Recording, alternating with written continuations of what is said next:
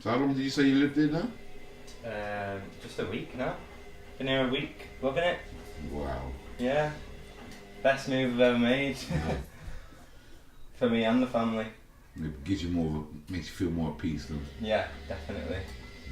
Definitely feel safer. I can imagine. Not on a high street, not got a chemist door being slammed every 5 minutes. Yeah, so what was it like at your other place? You lived above a shop, right? Yeah, I lived above a shop. It was freezing cold. The windows were like 30 years old and you could feel a draft coming through. The heating was like £250 a month in the winter. And just really struggling struggling just to get by in the winter. The summer was alright because you didn't really have to pay for gas, but with the winters being so long, thousands and thousands of pounds. I think we calculated it was like nearly £4,000, £5,000 or something over the winter, and it was ridiculous. But we're here now, and it stays warm when the heating's on. That's the Even when you turn it off, it still stays warm for a few hours, which is good. It's a proper house, that's why. Yeah, exactly. It's just and with another baby on the way, it's perfect. We've got the extra room upstairs now. Congratulations, by the way. Thank you very much. So, how long have you been playing music, and what actually got you interested in the guitar and stuff? Well, when I was 14, I can't even remember where it came from, but I just really wanted to learn the electric guitar. Mum and Dad got me a guitar, and I had a couple of lessons in school, and it did nothing for me. And after that, I put it down. And then when I was 17, I found this bad boy. It's a really old Spanish guitar. Yeah. I think it was my dad's. I don't know where it came from because my dad doesn't even play guitar, or not that I know of anyway. But this was in one of my old houses, and I just tuned it, strung it, And adopted it. yeah. And this is my first ever guitar. This is my baby. But yeah, from there I taught myself using tabs on the internet, watching other people play on YouTube, like watching where they put the fingers. When in the start, like I didn't even know any of the chords. I could play the chords, but I couldn't tell you what chord I was playing. Now I can tell you the majority of them. But yeah, just watching people. Yeah, because the first time me and you met was a few years ago now, isn't it? Yeah, Outside Ginger's Grill, yeah. I remember it quite distinctively. So do I. It was a good day. Yeah, it was a very good day. I loved it. Even though now, looking back, like you watch that recording that you got of me, you watch what I was singing, and then go and watch that video from a couple of years ago, and you'll see how the change in my voice has happened. You know what I mean? I even said in the old video, I said that was god awful. That was. But it was such a fun day. It was, cared, yeah. That's what I mean. No, you don't have to be the best singer as long as you're having a good time and you're with like-minded people. Isn't it? Yeah. I think it's getting few and far less acts like that, if you get what I mean. Yeah, and they're cutting funding for it in schools and stuff like that. They're cutting music funding in schools. I think it's awful. I think they should be definitely funding it because it's an art that a lot of people can confide in and can make a better future for themselves, or just make themselves a little bit happier in general. Music sets off fireworks in your brain, you know. So do you think you would have been more established had you done it at school? Or did you do it? That's what I had a couple of lessons, but I put it down, and then after school, like I wish I had carried on because I probably would be a bit more established, a bit further along. I'd definitely be further along because obviously there's 3 years where I put it down and I didn't even bother with it. But yeah, acoustic music as well got me back into it. Ed Sheeran, massive influence. Okay. A guy called Joshua Radin and Matt Nathanson. Look them up, they're really good artists. Definitely, we'll look them up. Yeah.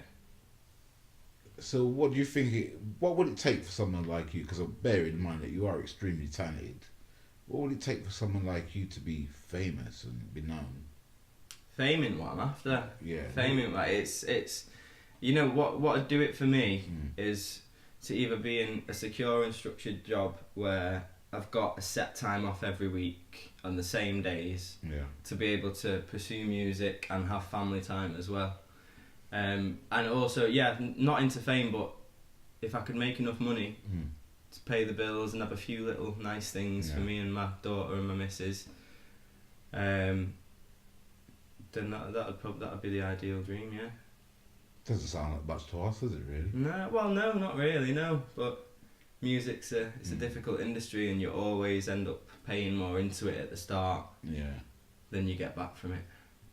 It's, mate, you don't have to tell me about that. Yeah. It is draining emotionally, financially, and you know.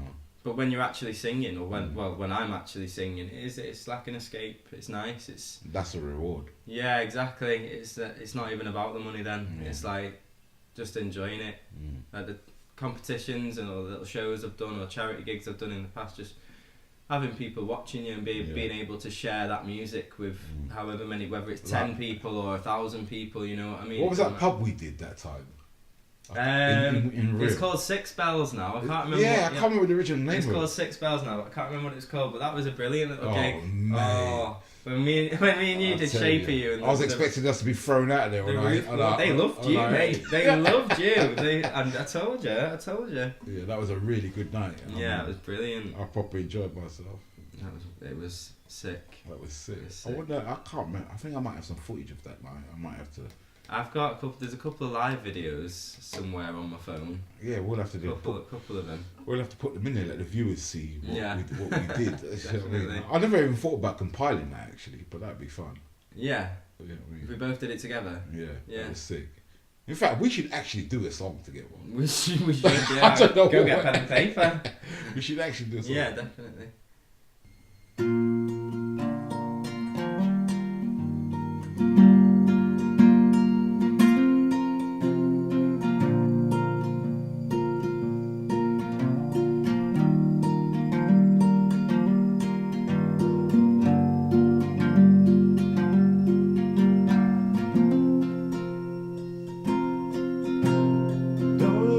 Look back, just keep your eyes on me. Said you're holding back. I said shut up and dance with me.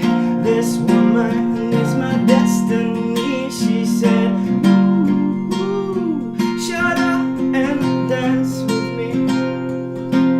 We were victims of the night, the chemical, physical kryptonite. Helpless to the base and the faded light. We were bound to be together, bound to be together. She took my arm, I don't know how it happened. We hit the floor and she said, oh, don't you dare look back, just keep your eyes on me. I said, you're holding back. She said, shut up and dance with me. This woman is my destiny. She said, ooh, shut up and dance with me. A backless dress and some beat-up sneaks. My discotheque, Juliet, teenage dream. Saw it in her face when she looked at me. We were bound to be together, bound to be together. She took my arm, I don't know how it happened. We hit the floor and she said, oh, don't you dare look back, keep your eyes on me. Yeah, I said, you're holding back. She said, shut up and dance with me. Deep in her eyes, I think I see a future. I realize this is my last chance. She took my arm, I don't know how it happened. We hit the floor and she said, don't you dare look back, just keep your eyes on me. I said, you're holding back.